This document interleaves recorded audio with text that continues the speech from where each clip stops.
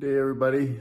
Well, I ended up getting the Procam pump down here. I mounted it, and then to put the regulator with the sensor and the gas line from the pump, the fuel log needed to be flipped with everything at the back, because otherwise it's up front here. It's actually in the way with the rad hose, and then plus the hood sits on top of it, so not a good idea. So just run everything in the back, and then I just run in the line from there underneath, down where the feed line from the fuel cell comes in, and just to the other side of the pump, and so everything will fit nicely there. Again, just a bit of a job, more work. Once again, you go from the LS engine to a open spec ed motor. Everything just changes. So, but what we'll be able to do is have everything to sit with this motor. If it ever has to come out, then we just take everything out and put the other one in, and then we'll have everything for the other motor too. And it's just very time consuming to go through all of that.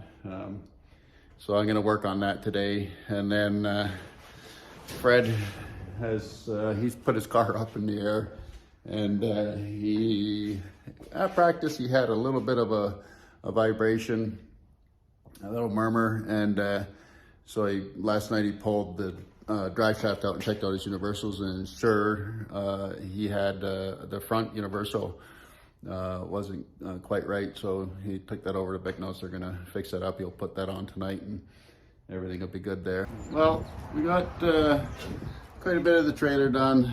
I kind of had enough of it for the time being. We can actually go on a road trip with the way it is now. Compressors in the back there. There's shelving back there to just put stuff that you don't use all the time, spare kind of stuff.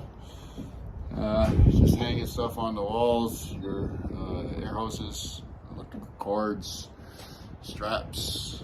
I got my gun, battery, and battery charger mounts going on here. Doesn't exactly look like the guy that did his on Facebook, but he's probably a carpenter and I am not. So we're just hanging stuff, and it just gets it off the floor, and then you can see it. And I got the cable winch repaired. I do need to cut a little end off so nobody cuts their hand. Maybe probably put some tape on it. And but I think I've had enough of working on the trailer for now. Okay, I got everything all hooked up. I'm going to fire the motor. We're indoors, so I'm just going to run it for a little bit. I just want to see that there's enough fuel pressure there. And then tomorrow I can have it outside and adjust it. I just want to make sure that there's actual more than 5 pounds of fuel pressure. So I'll just open the doors and run it for a bit and see if we got pressure.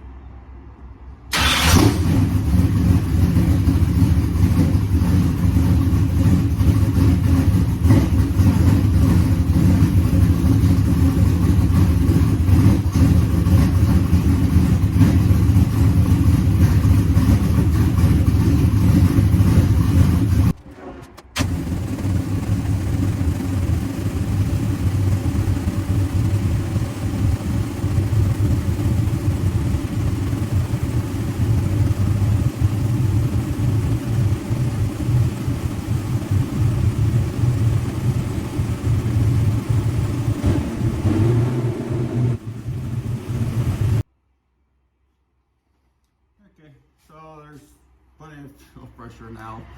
It was at like 10, so I just brought it down to just below 8.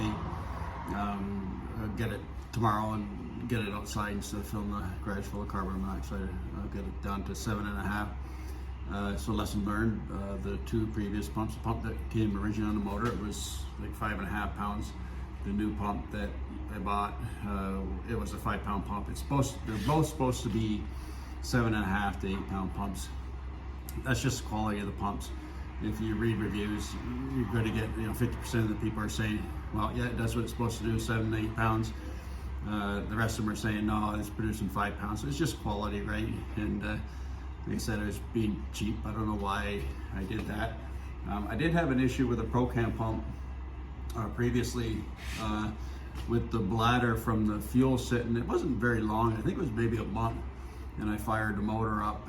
This is a few years ago, and the bladder leaked. And then you go on their website, and I remember reading something about that. Well, you can't leave the fuel in the fuel pump, and for long periods of time. I don't know what the long period of time is supposed to be, or the talk like a day or a week or whatever. But it seemed kind of ridiculous that there's a situation with the bladders in the fuel pump not being able to keep fuel in them. But whatever, it's when you look at the fuel pump situation, it's the Procam. I think there's a CD billet pump. It seems to be a quality pump, but there's not a lot of really good basic mechanical pumps. You just get back into the cheap market of, and once again, if the people are calling for cheap stuff, that's what you're going to get, right? And so this is a lot of guys, I'm sure, if they actually put a fuel pressure gauge on the car, they're going to find out that they're only using like 5 or 6 pounds of fuel pressure, and it should be like minimum 7, and somewhere about 7.5. But then you get into the belt-driven pumps, and that's for Canadian dollars. You're talking 1,200 and more.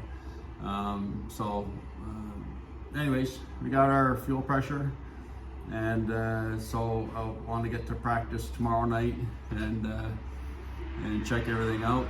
Tomorrow I can get this outside and just sort of fine tune it and tie stuff down. I think I'm just going to grind some tires and maybe do a little more work on the trailer for the rest of the day.